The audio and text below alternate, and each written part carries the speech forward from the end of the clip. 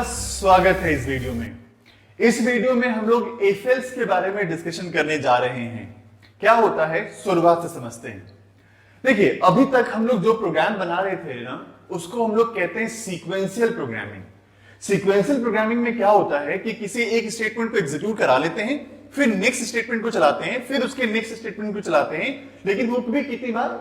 एक बार। एक स्टेटमेंट को सिर्फ एक बार चलाते हैं, किसी को स्किप नहीं करते हैं, किसी को छोड़ते नहीं है, हर एक स्टेटमेंट को चलाते हैं, वो भी कितनी बार? सिर्फ एक बार। तो ये जो प्रोग्रामिंग है ना, इसे कहते हैं सीक्वेंशियल प्रोग्रामिंग। लेकिन अब से जो हम लोग पढ़ने जा रहे हैं उसमें हो सकता है कि किसी स्टेटमेंट को हम स्किप कर दें, उसको एग्जीक्यूट कराएं ही ना। हो सकता है कि उसको अगले प्रोग्राम में चला दें और हो सकता है कि इस प्रोग्राम में ना चलाएं। दूसरा चीज हो सकता है क्या कि किसी एक स्टेटमेंट को चलाने के बाद फिर से हम उसको फिर से एग्जीक्यूट करा दें और फिर तीसरी बार भी हो सकता है एग्जीक्यूट करा दें। कहने का मतलब है एक से अधिक बार भी हम उसको एग्जीक्यूट करा सकते हैं। तो जो मैंने पहला चीज बताया ना कि किसी को स्किप करना है कि नहीं करना है, वो हो गया इफ एल्स वाला पार्ट, जो मैं आपको आज कवर करा करके समझाऊंगा। और जो दूसरा वाला पार्ट है ना, वो है लूपिंग, जिसमें कि हम किसी एक स्टेटमेंट को एक से अधिक बार एग्जीक्यूट करवाएंगे। तो इन दोनों को कहते हैं कंट्रोल स्टेटमेंट। तो ये कंट्रोल स्टेटमेंट स्टार्ट करने जा रहे हैं इस वाले वीडियो से। यहां पे जो इफ है ना, वो एक कीवर्ड है। कीवर्ड एक ऐसा वर्ड होता है जिसका मीनिंग पहले से ही इंटरप्रेटर जानता हो। तो कोई भी ऐसा वर्ड जिसका मीनिंग पहले से ही इंटरप्रेटर जानता हो, वैसे वर्ड्स को हम क्या कहते हैं? कीवर्ड कहते हैं। और उसमें से एक कीवर्ड है इफ। इसकी मीनिंग वो जानता है पहले से। लेकिन क्या है इसकी मीनिंग, इस चीज को हम लोग समझेंगे यहां पे। देखिए, इफ के सिंटेक्स में एक उसके जस्ट बगल में एक कंडीशन होता है। अब अगर कंडीशन अगर है तो या तो वो ट्रू होगा या तो फॉल्स होगा। दो ही चीज हो सकता है। हमने कंडीशन अभी स्पेसिफाई नहीं किया है, लिखा है सिर्फ कि उस जगह पर एक कंडीशन होगा। और अगर कंडीशन होगा ना, तो वो या तो ट्रू हो सकता है और या तो वो फॉल्स हो सकता है। अगर मान लीजिए ट्रू हो गया, अगर ये ट्रू हो गया तो ये स्टेटमेंट को हम एग्जीक्यूट करवा देंगे, वो कंप्यूटर उसे एग्जीक्यूट करेगा।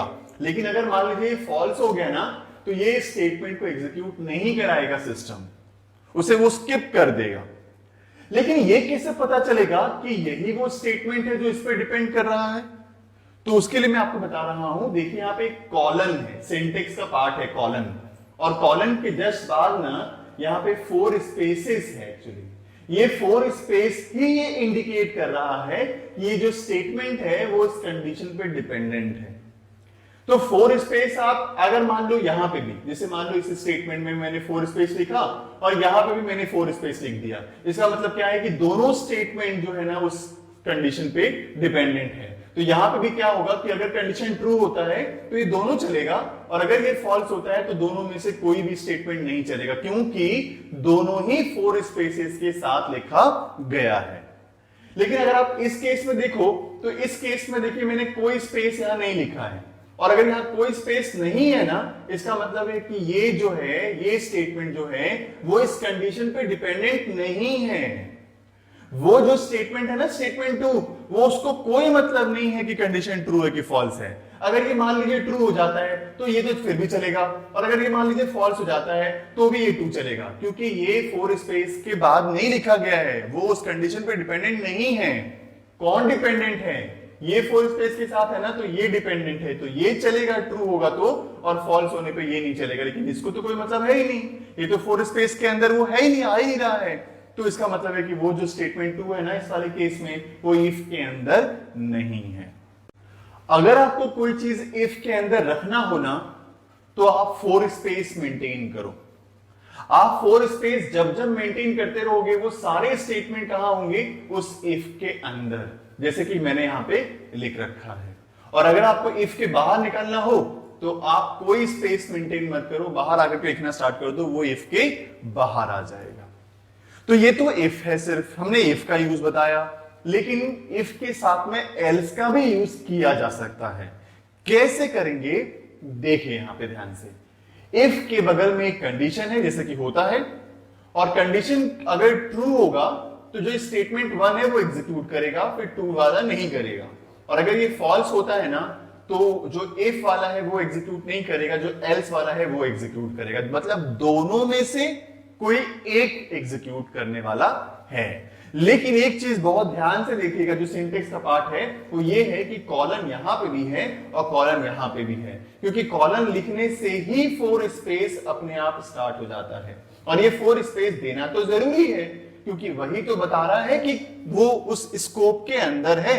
ये जो 4 स्पेस है यही तो बता रहा है कि इफ एल्स के अंदर है, और ये जो 4 स्पेस है वो बता रहा है कि वो इफ के अंदर है। तो ये 4 स्पेस स्टार्ट होता ही कैसे है? कॉलन लिखने के बाद। तो ये कॉलन आपको लिखना चाहिए। अब आगे बढ़ते हैं, इस केस में क्या होना चाहिए आप भी सोचिए साथ में। अगर ये कंडीशन ट्रू है तो ये तो डिपेंडेंट है इफ पे, क्योंकि दोनों में 4 स्पेसेस है मेंटेन किया हुआ, तो ये दोनों डिपेंडेंट है इफ पे। दोनों चलेगा जब कंडीशन ट्रू होगा तब, ये नहीं चलेगा। खैर इसको तो कोई मतलब है ही नहीं, क्योंकि इफ एल्स के अंदर आता ही नहीं है, क्योंकि यहां कोई भी स्पेस नहीं है, तो ये तो चलेगा ही चलेगा। फॉल्स होता है ना तो ये इफ वाला पार्ट है वो नहीं चलता है, एल्स चलता है, और इसको तो कोई मतलब खैर है ही नहीं, ये तो चलेगा ही चलेगा, ये तो एग्जीक्यूट होगा ही होगा। अब अगर आप 6th वाले केस को देखो तो ये गलत है, एक्चुअली ये एरर है। ये एरर इसलिए है क्योंकि अगर आपको एल्स स्टार्ट करना होगा तो आप जस्ट जहां पे इफ खत्म हो रहा है ना उसके बाद ही एल्स स्टार्ट करो। जैसे कि इफ यहां पे खत्म हो रहा है, 4 स्पेसेस था, तो इसका मतलब क्या है कि इफ के अंदर है, और जैसे इफ खत्म हुआ आपने एल्स स्टार्ट किया, जैसे यहाँ पे इफ खत्म हुआ एल्स स्टार्ट कर दिया। लेकिन यहाँ पे इफ तो यहाँ खत्म हो चुका था, ये स्टेटमेंट तो हमने अलग से लिख दिया है, तो इसका मतलब है कि हमने इफ खत्म होने के बाद भी कोई काम करा दिया है, तो बहुत पहले ही इफ खत्म हो चुका है।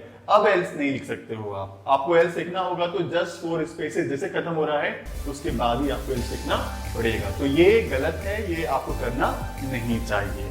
तो इस वीडियो में मैंने आपको इतना ही बताया है, लेकिन अब आपको मैं यूज करके दिखाऊंगा अगले वाले वीडियो में कि इसका हम यूज करें कैसे।